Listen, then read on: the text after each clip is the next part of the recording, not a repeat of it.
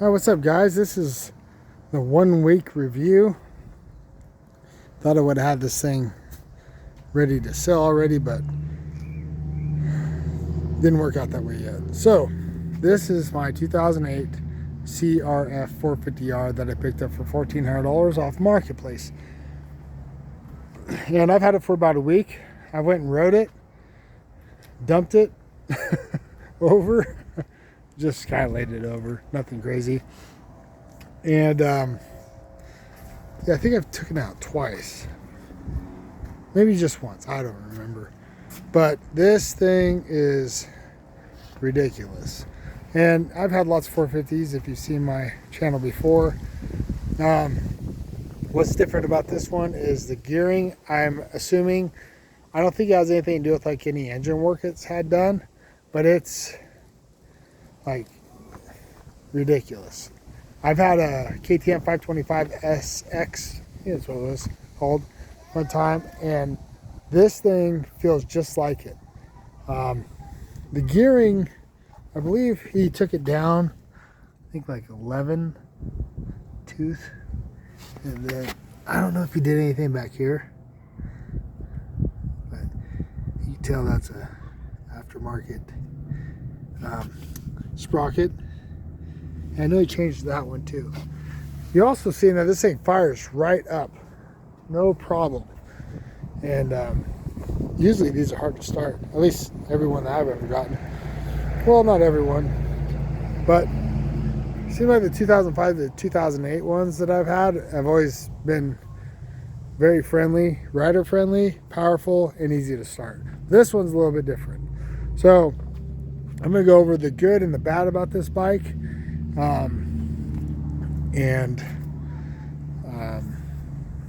Yeah, then the next video should be all finished. Forgive me for saying I was gonna have it finished on the last one. So here it is, the good. It's a Honda. All right, really don't have to say a whole lot more about that. Reliable, everything about it is, they're great, easy to start. This one is, and it's got a ton of power because of that sprocket change. I'm not saying, like I said, I'm not saying it's like built any different, or I mean, I don't even think it has a pipe on it. It just has this end on here, spark arrestor or whatever, but it's a little ridiculous with that gearing. Clutch is good on it, transmission shifts smooth, wheel bearings are tight, and maybe I'll do a video on how I look these over too. Back here's good. Brake pads are good. Let me check. Yeah, brake pads are, they're about 50% down there. This bike did have a recent valve adjustment, recent fork seal replacement, and the whole carb was rebuilt. The whole thing. So that is awesome.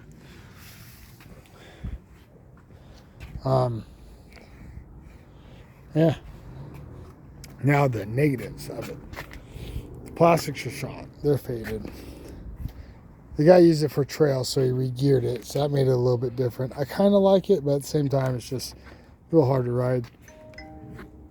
It has this bottle up here, which ruined this plastic. It has an aftermarket tank on it. I do have the stock one, and I'm thinking about just putting the stock one on because someone's most likely gonna, ride this thing and jump it. The tires are, well, they're decent, but gosh, I don't know why I can't find a good light.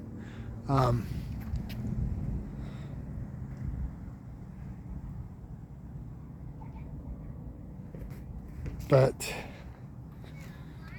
the power is just, I know I keep saying that, I'm not trying to sound, I've had a Banshee with 90 horsepower before, so I'm not unfamiliar with power, okay? But this thing is just kind of wears you out. There's no really, I would say, like, you're right here, you twist, and it's just pop. So I don't know if it's the carb, it's so snappy and everything, the gearing, but it's just kind of, it's really ridiculous.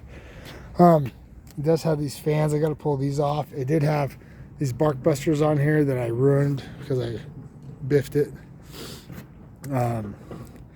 But yeah, those fans, I got to take those off. I want to make this look like just how it's meant to be. And but I'll probably keep that gearing.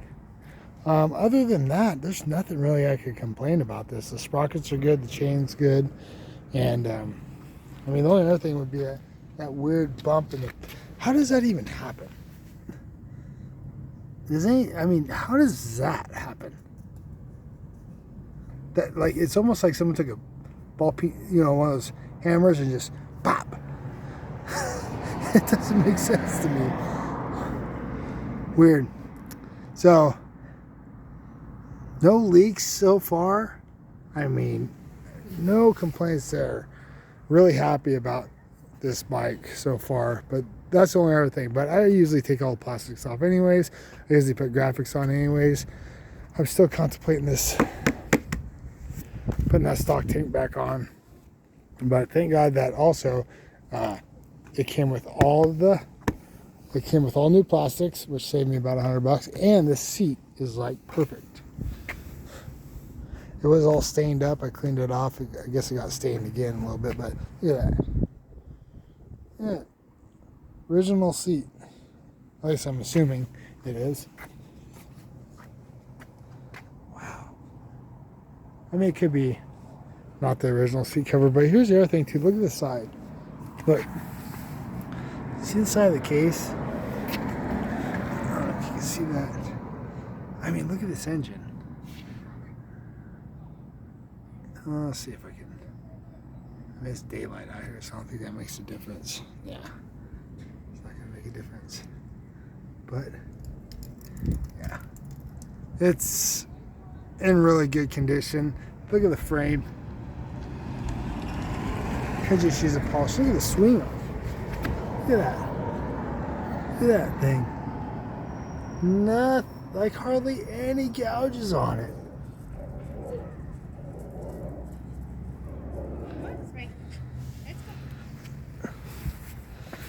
But you can see, I don't think it's ever had a gasket in it.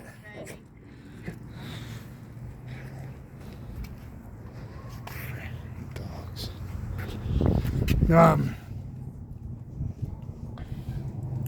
This one's got one ding in it. But other than that, the airbox isn't cracked. Really good. I got to get these out. I can't get them out. They will not come out.